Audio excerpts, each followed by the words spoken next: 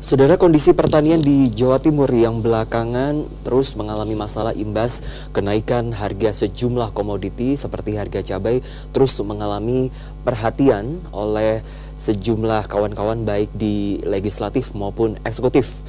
DPRD Jawa Timur sebagai pengontrol kendali pemerintah terus melakukan upaya agar petani kita, baik nelayan ataupun petani, mendapatkan keuntungan yang sebaik-baiknya. Lantas, bagaimanakah catatannya di 2019 ini? Apa yang perlu diperbaiki dan dikembangkan oleh kawan-kawan DPRD Provinsi Jawa Timur dan terkait kebijakan strategis dalam menyikapi hal ini? Saudara, telah bergabung bersama kami di Studio 3 TVRI Jawa Timur, anggota Komisi B DPRD Provinsi Jawa Timur dari fraksi Partai Gerindra, Dr. H.M. Nur Sucipto, SPSI MM. Assalamualaikum, Pak Cip. Waalaikumsalam warahmatullahi wabarakatuh. Pak Cip, kita tahu belakangan ini harga cabai terus meningkat. Tidak hanya cabai, tapi sejumlah komoditi ini kabarnya juga terus mengalami peningkatan. Apa dan bagaimana terkait posisi kebijakan strategis pemerintah yang perlu dilakukan baik di tingkat kabupaten maupun kota? Terima kasih. Sebenarnya peristiwa seperti cabai naik, lalu harga-harga sayur naik, sebenarnya itu sudah merupakan suatu penyakit lama ya. Penyakit lama yang sampai sekarang obatnya belum, sebenarnya sudah ditemukan, cuma belum diterapkan. Jadi salah satu contoh begini, di saat harga cabai turun sampai 5.000, petani membuang gitu. Tapi di sini sebenarnya pemerintah harus peka terhadap kondisi yang terjadinya harga cabai yang turun ini, sehingga perlu adanya proteksi. Jadi pemerintah harus campur tangan. Jadi di sini tidak bisa masyarakat Indonesia, khususnya Jawa Timur, belum bisa diserahkan pada mekanisme pasar. Jadi kita tidak bisa, pasar bebas tidak bisa. Nah, dalam hal ini saya harapkan pemerintah Provinsi Jawa Timur mulai memikirkan bagaimana produksi, apabila terjadi produksi melimpah, harga menurun, disitulah peran pemerintah untuk mengambil langkah. Salah satu contoh cabai. Sebenarnya cabai ini adalah komoditas kalau kita ke luar negeri, kita ke Jakarta, sulit kita menekan cabai yang masih sambal yang masih basah, tapi semuanya sambal kering. Kenapa di saat harga cabai turun itu tidak kita ambil langkah untuk dibuat cabai kering, sehingga dibuat tepung cabai kering, sehingga kebutuhan untuk restoran-restoran pun semua membutuhkan itu. Bukan sekarang restoran pakai sambal basah, jarang. Restoran kebanyakan menggunakan sambal yang kering, itu dari cabai yang ditepung. Seperti kita makan super mie, itu pun juga sambal kering kan itu. Nah, disinilah kami harapkan pemerintah Provinsi Jawa Timur, khususnya Dinas Pertanian, mengambil langkah bagaimana ada sinergi antara petani cabai dengan produk-produk Indofood.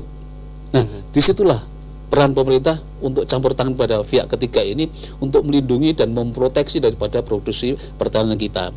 Dan kami tidak berharap di saat terjadi cabai 880.000 pemerintah mendatangkan impor. Itu bukan nggak benar. Itu suatu langkah yang salah bagi saya. Mestinya bagaimana kejadian yang bertahun-tahun terjadi gitu, kita melihat pengalaman yang telah lampau. Bagaimana cabai 5.000 sampai petani membuang. Ini sebenarnya kita ambil langkah, kita proteksi. Pemerintah memanggil pada pihak ketiga, pengusaha, Indofood panggil. Yang lainnya dipanggil, ayo kita duduk bareng. Marilah kita jaga harga pangan ini, komoditas cabai ini di Jawa Timur supaya stabil. Masyarakatnya juga untung, lalu pengusahanya juga untung, pemerintahnya juga tenang karena kondisinya bagus gitu. Pak Cip, artinya memang kita harus melakukan langkah konkret untuk menyelesaikan solusi ini, Pak. Tapi yang juga menjadi catatan kami ini adalah langkah strategis apa yang perlu dilakukan agar ini tidak hanya dilakukan di tingkat provinsi, tapi juga sampai di tingkat kabupaten kota, Pak. Nah, itu salah satu cara, ini sudah terjadi ya, dari salah satu perusahaan swasta ya, saya nggak bisa sebut namanya ya, nanti kan nggak bagus ya. Salah satu perusahaan swasta nasional ini dalam memproduksi demikian itu sudah banyak kerjasama dengan petani, sehingga petani diajak kerjasama, kamu tanam cabai ini, nanti semua hasilnya saya beli. Jadi mulai teknologi pertaniannya, teknologi produksi, teknologi pasca panennya, semua dari perusahaan swasta ini, sehingga harganya bisa stabil, sehingga semua untung, petani untung, dari perusahaan pun juga untung karena mendapatkan kualitas yang lebih baik, karena mereka dituntun bagaimana cara pemupuannya, bagaimana cara membasmi penyakitnya, bagaimana cara menghadapi terjadi misalnya serangan penyakit tepung itu ya, itu sudah semua sudah diajarkan semua. Inilah ya saya harapkan pada periode yang akan datang jangan sampai terjadilah begini ini. Dan saya tidak menginginkan dianggap karena cabai langka datangkan dari luar negeri, datangkan dari pulau lain. Ini sebenarnya malu lah sebagai masyarakat Jawa Timur. Artinya Bapak melihat bahwa ketika solusi yang diambil pemerintah untuk mendatangkan impor ini bukanlah solusi satu-satunya, ada solusi lain yang bisa diambil begitu Pak? Import itu adalah solusi yang paling pahit kalau menurut saya. Baik. Dan paling tidak enak import itu, karena Jawa Timur ya itu adalah 8% negara agraris. Masyarakatnya pada stok pertanian. Produksi cabai tidak akan sulit. Tapi mengapa pada saat terjadi panen raya ini campur tangan pemerintah kurang? Salah satunya proteksi. Proteksi bagaimana? Kerjasama dengan pihak ketiga. Sebenarnya nggak sulit sebenarnya untuk mengatasi itu nggak sulit. Itu. Baik, terkait kan kalau ketika kita bicara untuk bekerja sama dengan pihak ketiga, artinya kan nantinya ke depan pasti ada regulasi Pak, ada kebijakan-kebijakan. Bagaimana dengan kebijakannya sendiri Pak? Nah, sebenarnya dari awal udah kita tata ya. Tahun 2020 mau kemana ini? Petani mau dibawa kemana? Untuk produksi hortikulturanya bagaimana? Ya toh, Jawa Timur ini yang paling terjadi kelangkaan adalah cabai kedelai. Nah, sekarang kan sementara ini kan kita juga masih impor dari Amerika. Dulu pada tahun 90-an gitu ya, Jawa Timur tuh pernah menjadi swasembada pangan kedelai. Karena ada namanya OPSUS, ada operasi khusus.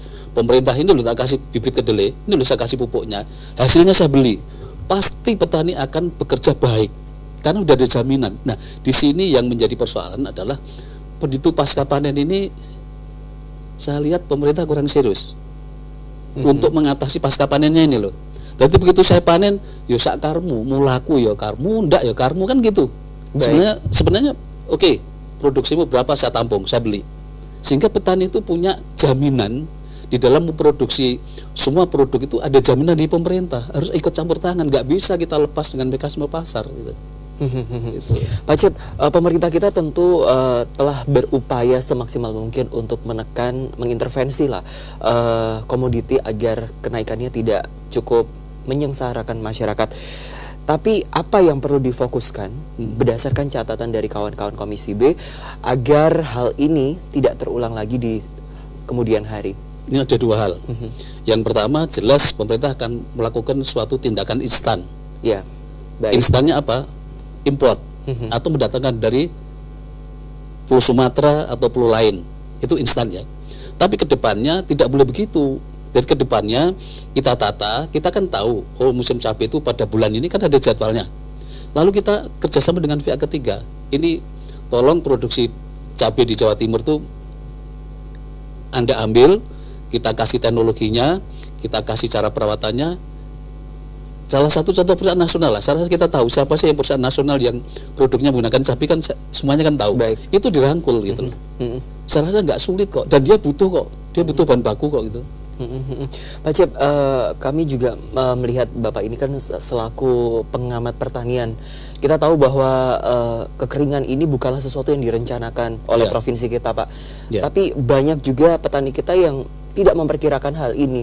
Bagaimana kita harus menyikapi bersama terkait bencana kekeringan ini? Ini memang menjadi keprihatinan kita bahwa tahun ini akan mengalami kekeringan panjang yang akan mengakibatkan sekarang sudah banyak beberapa daerah kekurangan air bersih ya. Yang kedua, kami himbau para petani jangan nanam padi dulu kalau tidak stok air nggak ada. Ini akan menjadi bermasalah. Solusinya ya kita tanam palawija kalau pada musim air yang tidak bisa kita harapkan gitu ya.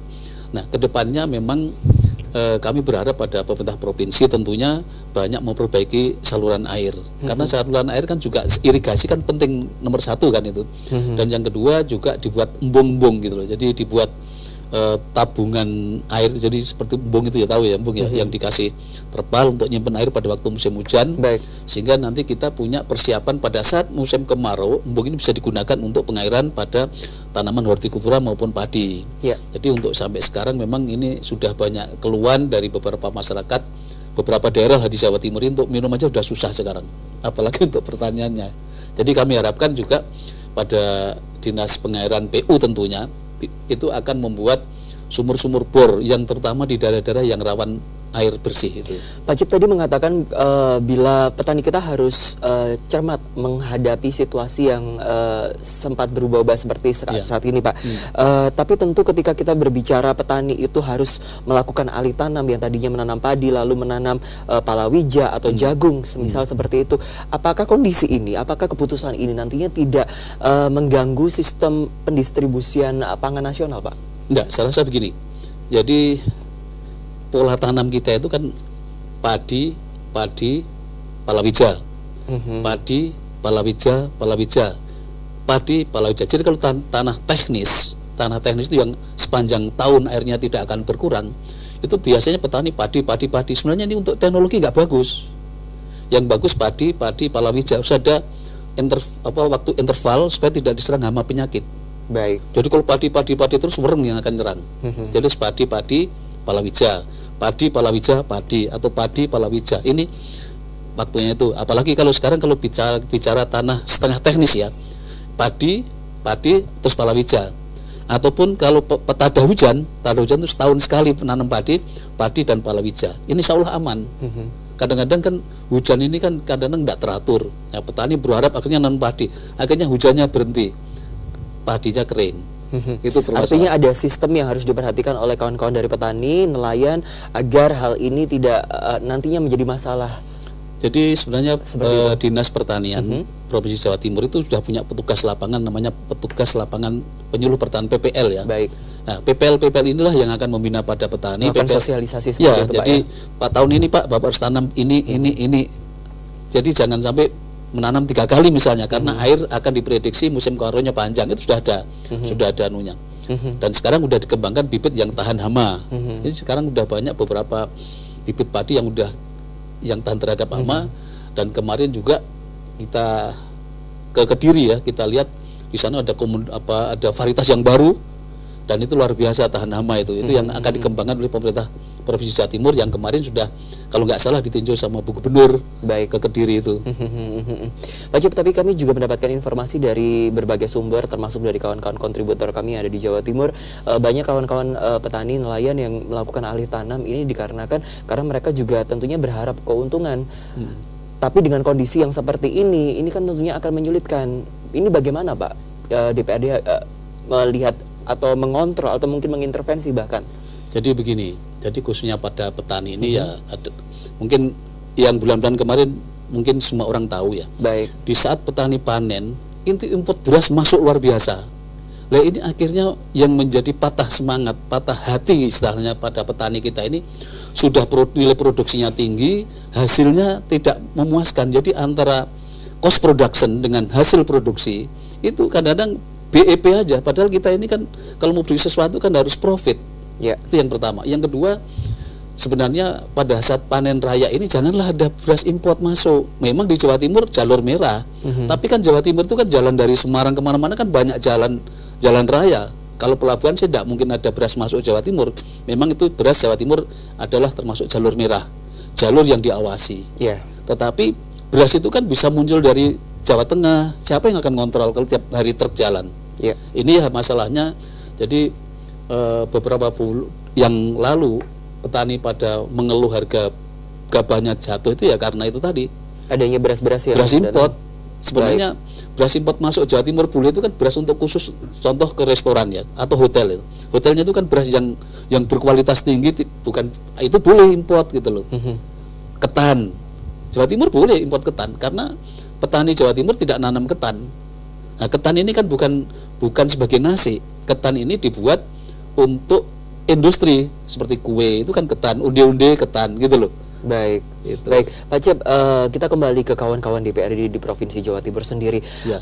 Langkah apa yang sudah dilakukan atau catatan apa yang saat ini sedang dilakukan pembahasan terkait kekeringan, terkait merosotnya nilai tukar petani dan nelayan yang memang ini sudah menjadi masalah di setiap tahun? Ya, baik. Sekarang petani dulu ya, baru nelayan. Baik.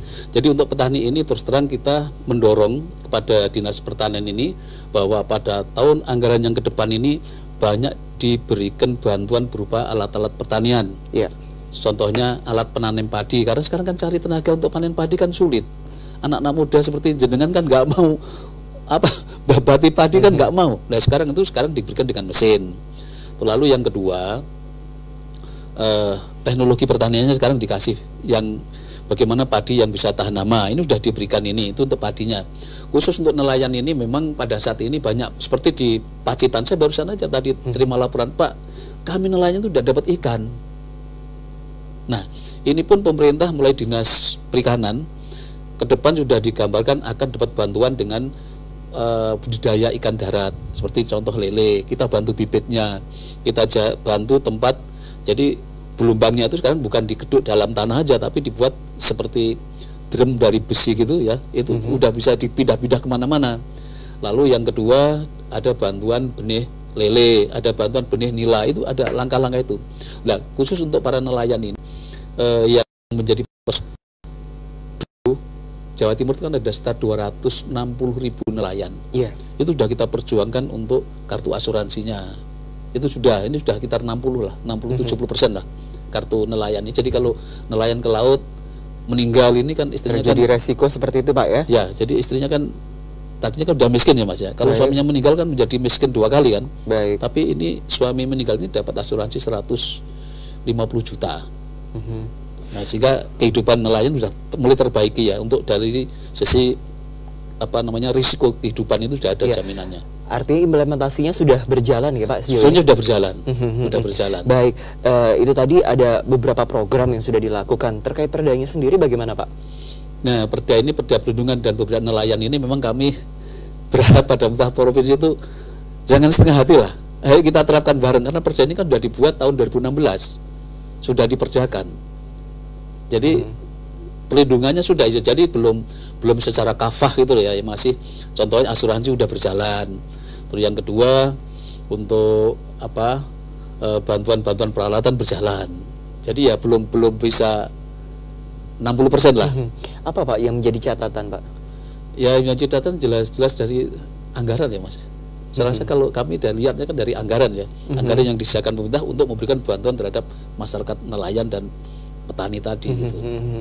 Artinya anggaran ini masih menjadi permasalahan serius yang hingga saat ini mengakibatkan penyebab sejumlah aturan ini masih belum bisa berlaku seperti itu Pak ya? Ya, jadi yang berikutnya begini, untuk meningkatkan daya hidup masyarakat itu pemerintah telah mengucurkan dana 400 miliar khusus untuk para istri-istri nelayan ini untuk menjadi seorang pengusaha mengolah ikan menjadi barang dagangan, bakso dan lain-lainnya Mas. Baik Pak, terakhir Pak, daerah mana saja yang menjadi catatan atau imbauan untuk daerah-daerah yang rawan akan merosotnya nilai tukar? Singkat saja Pak.